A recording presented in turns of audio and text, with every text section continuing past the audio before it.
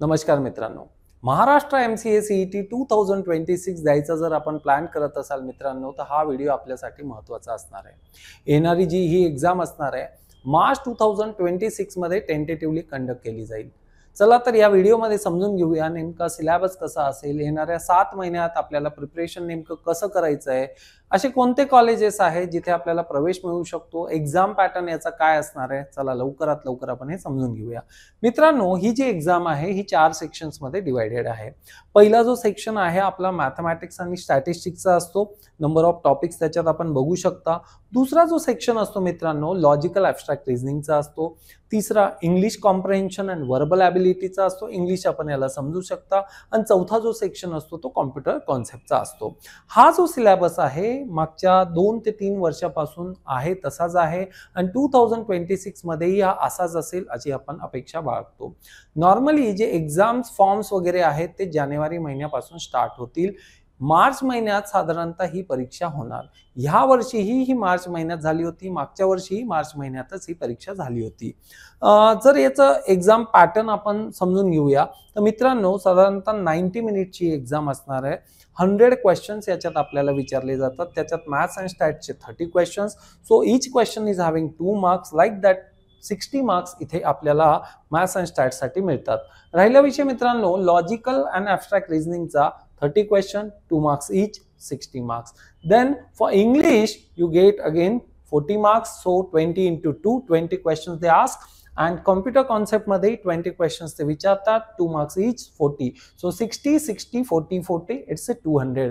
कुठल्याही पद्धतीची याच्यात निगेटिव्ह मार्किंग नाही आहे. निगेटिव्ह मार्किंग नसल्यामुळे मित्रांनो, जे स्कॉलर मुलं असतात, जे अभ्यासू मुलं असतात, डेफिनेटली इथे कॉम्पिटेटिव एज येतो. निगेटिव्ह मार्किंग नहीं है, तुक्का लगाने वाले भी इसमें आगे बढ़ जाते हैं. तर मित्रांनो, मोड ऑफ एक्झामिनेशन असते इथे ऑनलाईन. तर आता थोडक्यात आपल्याला समजून घ्यायचं आहे की येणारे जे 7 महिने आहेत नेमका आपण अभ्यास कसा केला पाहिजे.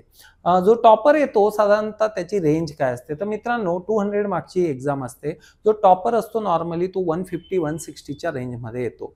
तर होतं असं की 100 क्वेश्चन्स आर देअर आणि 90 मिनिट्समध्ये आपल्याला सोडवायचे आहेत. तर आपल्याला लेस दॅन अ मिनिट इथे आपल्याला लागत असतो. सगळ्यात जास्त वेळ जातो मित्रांनो मॅथमॅटिक्स आणि स्टॅटिस्टिक्स मध्ये. आपण इथे एक ऑब्झर्व केले असेल कुठे क्वांटिटेटिव्ह ऍप्टिट्यूड आपल्याला इथे दिसत नाहीये. तर मॅथ्स आणि स्टॅटच्या आतच मित्रांनो क्वांटिटेटिव्ह ऍप्टिट्यूड असतं. म्हणजे थोडक्यात अरिथमॅटिक रिझनिंगही त्याला आपण म्हणू शकतो. ते तुम्हाला मॅथ्स आणि स्टॅटच्या मध्येच मिळत असतं.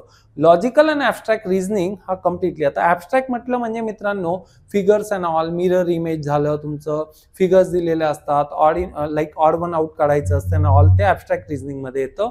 लॉजिकल रिझनिंग मध्ये वेगवेगळे टॉपिक असतात, लाईक ब्लड रिलेशन असेल, रँकिंगचा टॉपिक असेल, देन सिटिंग अरेंजमेंटचे टॉपिक असतील. ह्या टाईपचे जे टॉपिक असतात ते लॉजिकल अँड ॲब्स्ट्रॅक्ट रिझनिंग मध्ये येतात. तर सगळ्यात आधी तुम्हाला लॉजिकल अँड ॲब्स्ट्रॅक्ट रिझनिंगचा जर तुम्ही इथे पार्ट बघितला, कुठलाही टॉपिक इथे क्लिअरली मेन्शन केलेला नसतो की काय काय आपण त्याच्यात प्रिपेअर केलं पाहिजे. तर मित्रांनो ह्या प्रिपरेशनसाठी NSG अकॅडमीची ऑफलाईन आणि ऑनलाईन दोन्ही बॅचेस इथे आपल्यासाठी उपलब्ध असतात. सोबतच आपल्याला नोट्स इथे आपण अवेलेबल करून देत असतो, मॉक्स इथे अवेलेबल करून देत असतो मित्रांनो, आणि खात्रीशीरपणे आपली इथे तयारी करून घेतली जात असते. तर खाली दिलेल्या नंबरवर आपण संपर्क साधून याची पुढची माहिती जाणून घेऊ शकता. तर मित्रांनो जर मॅथ्स बद्दल बोलायचं झाल्यास मॅथ्स मध्ये बघा अल्जेब्रा आहे. अल्जेब्रामध्ये अगदी आपण 10th स्टँडर्ड पर्यंत जे शिकतो त्याच लेवलचं मॅथ्स असतं. त्याच्यात फंडामेंटल ऑपरेशन्स इन अल्जेब्रा अगदी मित्रांनो 5th स्टँडर्ड टू 10th स्टँडर्डचे ICSE पब्लिकेशनचे जे बुक्स आपण रेफर केले तर नॉर्मली बऱ्यापैकी याचा सिलेबस कव्हर होतो. मेन्सुरेशन बद्दल बोलायचं झाल्यास बघा इथे एक टॉपिक आहे मेन्सुरेशन. 9th स्टँडर्ड ICSEचं पुस्तक जर आपण रेफर केलं मित्रांनो, आपला मेन्सुरेशन टॉपिक हा अगदी उत्तम प्रकारे तयारी त्याची होते. तर आपण आता बऱ्याच मुलांना असं असतं सर याच्यात कॅल्क्युलसचा खूप हेवी पार्ट असेल का. तर मित्रांनो बिलकुल नाही. जर तुम्ही कॅल्क्युलस बद्दल भीती असेल मनात तर लक्षात घ्या, डिफरन्शियल इक्वेशन फक्त एवढाच टॉपिक आहे.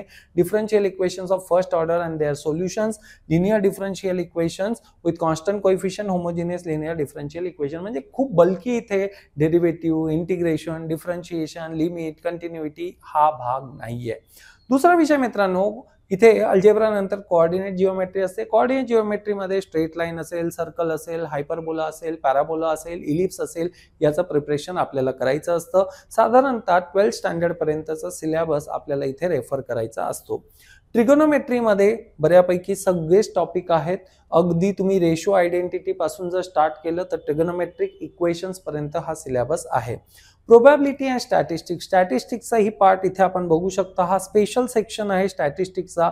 Basic concepts of probability theory, average, dependent, independent events, इथपर्यंत मित्रांनो, इथपर्यंत हे अगदी प्रोबॅबिलिटी ह्या टॉपिक मध्येच येतं. लाईक कंडिशनल प्रोबॅबिलिटी असते, बेस थ्योरम असते, हे सगळे टॉपिक जे आहेत ह्या टॉपिक्स मध्ये येतात. राहिला विषय स्टॅटिस्टिक्सचा, तर स्टॅटिस्टिक्समध्ये दोन टॉपिक हे खूप मेजर असतात. मेजर ऑफ सेंट्रल टेंडन्सी, ज्यात मीन, मेडियन, मोड ह्या कॉन्सेप्ट येतात. एक असतो मेजर ऑफ डिस्पर्शन, त्याच्यामध्ये स्टँडर्ड डिव्हिएशन असेल, व्हॅरियन्स असेल, कोव्हॅरियन्स असेल, ह्या कॉन्सेप्ट येतात. आणि सोबतच स्क्यूनेस, कर्टसिस हे टॉपिक दिलेले आहेत, पण याच्यावर खूपदा क्वेश्चन्स येत नाही. कोरिलेशन, रिग्रेशन हे टॉपिक खूपदा करायची गरज नसते किंवा अगदी बेसिक लेवलवर केलं तरी खूप होतं. मेजर टॉपिकमध्ये आपण मेजर ऑफ सेंट्रल टेंडन्सी आणि मेजर ऑफ डिस्पर्शनवर फोकस करू शकता. रिसेंटली आम्ही असं बघितलंय की रँडम व्हेरिएबल्स अँड डिस्ट्रीब्युशन्सवरही क्वेश्चन्स विचारायला लागलेले आहेत. इथे 2 ते 3 सेट्स हे एक्झामचे असतात. म्हणजे थोडक्यात एका सेटमध्ये एकाच अटेम्प्टमध्ये ही एक्झाम होत नाही, तर आपल्याकडे वेगवेगळे इथे ऑप्शन्स अवेलेबल असतात. मागचे पेपर आहेत त्याला आपण रेफर करत असतो, त्याच्यावरनं आपण मॉक्स डिझाईन करत असतो आणि डेफिनेटली हे आपल्या मदतीला येतात. आता मित्रांनो, जर अरिथमॅटिक बद्दल बोलायचं झाल्यास, arithmetic is nothing but your quant. So ratio and proportion, problems on time, work, distance, speed, percentage and etcetera. Etcetera means मित्रांनो याच्यात भरपूर असे टॉपिक्स आहेत जे ऍड ऑन होतात. Then basic set theory and function, इथे सेट्स, फंक्शन्स अँड रिलेशन्स हे आपल्याला प्रॉपरली करायचं असतं. इथे सेट थ्योरी अँड फंक्शन्स म्हटलंय, पुढे फंक्शन म्हटलं नाही, पण फंक्शन आपल्याला इथे खूप डेप्थ मध्ये करायचं असतं. तर थोडक्यात जर हा सिलेबस आपण बघितला, 30 क्वेश्चन्स याच्यावर विचारले जातील. नॉर्मली अरिथमॅटिकचा जो टॉपिक आहे 4 ते 5 प्रश्न याच्यावर विचारले जातात. बाकी मित्रांनो साधारणतः 25 क्वेश्चन हे कोर मॅथमॅटिक्सवर विचारले जातात. Then logical and abstract reasoning. Logical and abstract reasoning मी ऑलरेडी क्लिअर केलंय. इंग्लिशचा सिलेबस हा खूप कॉमन असतो. त्याच्यात तुम्ही अगदी ग्रामरच्या कॉन्सेप्ट पासून मित्रांनो, मग त्याच्यात vocabulary, comprehension, synonym, antonym, sentence correction, word and phrases, jumble, paragraphs हे सगळे कॉमनली टॉपिक असतात. बऱ्यापैकी आपण 12वी पर्यंत इंग्लिशचा अभ्यास केलेला असतो. कॉम्प्युटर कॉन्सेप्ट, हक्काचे मार्क्स. ज्या मुलं जे नॉर्मली जी मुलं BCA ला आहेत, BSc computer science, BSc IT ला आहेत, त्यांना बऱ्यापैकी याची मदत होते. पण MCA असा कोर्स आहे की याला कुठलाही ग्रॅज्युएशनचा मुलगा मुलगी जॉईन करू शकतो इझिली. 12वी मध्ये जर मॅथ्स असेल किंवा ड्युरिंग ग्रॅज्युएशन आपलं मॅथ्स असेल तर इथे डेटा रिप्रेझेंटेशन म्हणजे याला म्हणतो आपण मित्रांनो नंबर कन्व्हर्जन. सिंपल जर बोलायचं झाल्यास binary to hexa, hexa to octal, हे जे कन्व्हर्जन्स वगैरे असतात जनरली हे इथे विचारले जातात. देन प्रोग्रामिंग बद्दल बोलायचं झाल्यास जनरली C प्रोग्रामिंगचा इथे सिंटॅक्स वगैरे आपल्याला सगळ्या गोष्टी इथे माहिती पाहिजे. जनरली आपल्याला कोड दिला जातो आणि आउटपुट ते इथे एक्सपेक्ट करत असतात.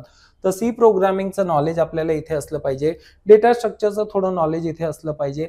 असेंब्ली लँग्वेजचं इथे थोडं नॉलेज असलं पाहिजे आणि ऑपरेटिंग सिस्टमचं इथे नॉलेज असलं पाहिजे. कॉम्प्युटर आर्किटेक्चर, कॉम्प्युटर ऑर्गनायझेशनवर बेसिक नॉलेज असेल मित्रांनो तरी इथे आपलं प्रिपरेशन प्रॉपरली होऊ शकतं. आता मग सर हा जसाच्या तसा कॉम्प्युटर बेसिकचा म्हणजे हा कॉम्प्युटर कॉन्सेप्टचा जसा तसा सिलेबस फक्त प्रिपेअर केला चालणार आहे का? तर मित्रांनो नाही. काही कॉम्प्युटर नेटवर्किंगचे कॉन्सेप्ट असतील, डेटाबेसचे कॉन्सेप्ट असतील, बऱ्यापैकी आपल्याला कॉम्प्युटरचं नॉलेज माहिती पाहिजे. थोडेफार आपण म्हणू शकतो की out of syllabus, out of box क्वेश्चन्सही इथे पडत असतात. आमच्या अनुभवावरनं आम्ही त्या बुक्स डिझाईन केलेल्या आहेत, मॉक्स डिझाईन केलेल्या आहेत, प्रिपरेशन त्या लेवलच्या अकॉर्डिंगली करत असतो आणि मित्रांनो त्याचा फायदा होत असतो. तर एक्झाम पॅटर्न इथे आपण बघितला.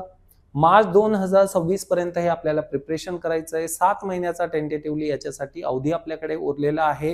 एक बॅच रिसेंटली स्टार्ट झालेली आहे आणि नवीन बॅच मित्रांनो आम्ही लवकरच घेऊन येत आहोत. तर जर आपल्याला पुढच्या बॅचमध्ये इंटरेस्ट असेल मित्रांनो, इमिडिएटली NHG अकॅडमीच्या खाली दिलेल्या नंबरवर आपण संपर्क करू शकतात. मित्रांनो महाराष्ट्रातलं असं कुठलंही टॉप कॉलेज नाहीये जिथे NHG अकॅडमीच्या विद्यार्थ्यांचं सिलेक्शन झालं नाहीये. मग अगदी VJTI असू देत, SPIT असू देत किंवा मित्रांनो विवेकानंद असू देत मुंबईला किंवा किंवा पुण्यात Pimpri Chinchwad college of engineering, PCCOE असू देत, मॉडर्न असू देत का IMCC असू देत, सगळ्या कॉलेजेसला NHG अकॅडमीचे स्टुडंट्स ही इझिली प्रवेश घेतात. सो मित्रांनो, वाट बघू नका. जर प्रिपरेशन करायचं असेल तर इमिडिएटली पुढची बॅच जॉईन करा. खाली दिलेल्या नंबरवर संपर्क साधा. Thank you very much guys. Bye bye.